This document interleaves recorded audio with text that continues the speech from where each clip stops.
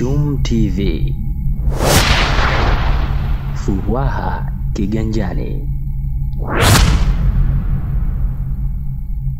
Ndugu wananchi, wageni waalikwa, mabibi na mabwana, mageuzi ya uchumi na fedha tuliyoyaanzisha nchini yamekuwa ni msingi muhimu wa kuijenga Zanzibar unaoshirikisha wananchi katika ukuaji wa uchumi wa nchi yao. Tulianza kwa kuweka misingi ya sera madhubuti, mifumo ya kisasa na usimamizi makini wa fedha za umma. Sasa tunashuhudia matokeo kama ifuatavyo. Kwanza, uchumi wetu umekuwa kwa zaidi ya 7.2% kwa mwaka.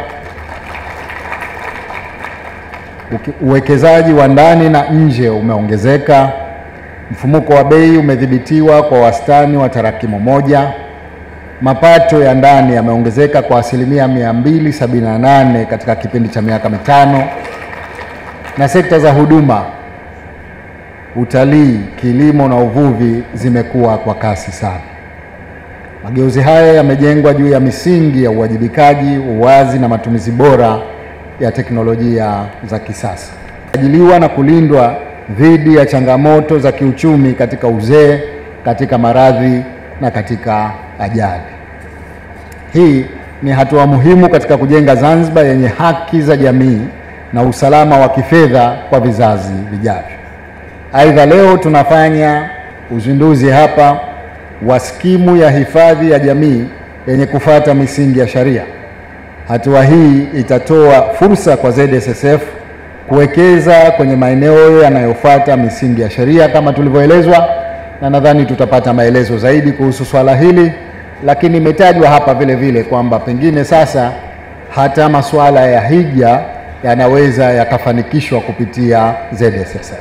Mheshimiwa Rais, leo tarehe 20 Oktoba mwaka 2025 tuna tukio kubwa la kihistoria katika nchi yetu kwa ujumla wa kuzindua rasmi malipo ya awali ya utoaji wa gawio kwa wawekezaji wa hati fungani inayofuata misingi ya sheria, ambapo kwa kiasi kikubwa uwekezaji katika hati fungani hiyo ulifanywa na wadau mbalimbali kupitia sekta binafsi na umma.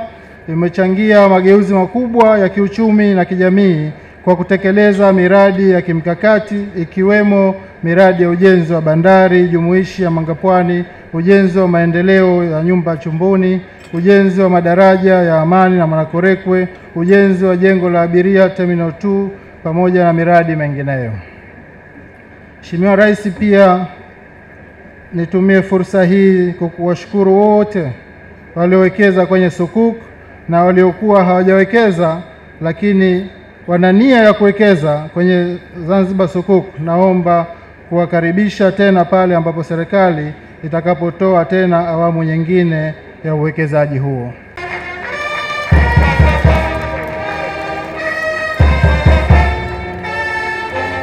Asante sana Mheshimiwa Rais, na kushukuru.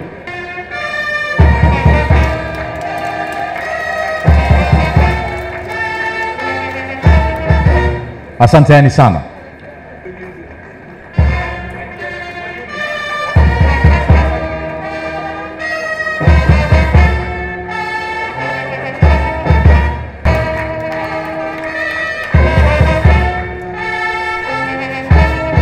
Asante sana Mheshimiwa Rais.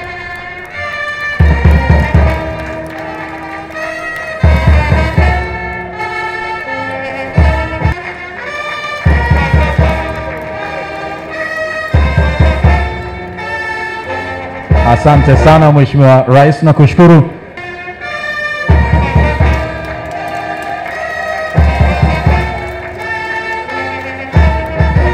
Asanteni sana.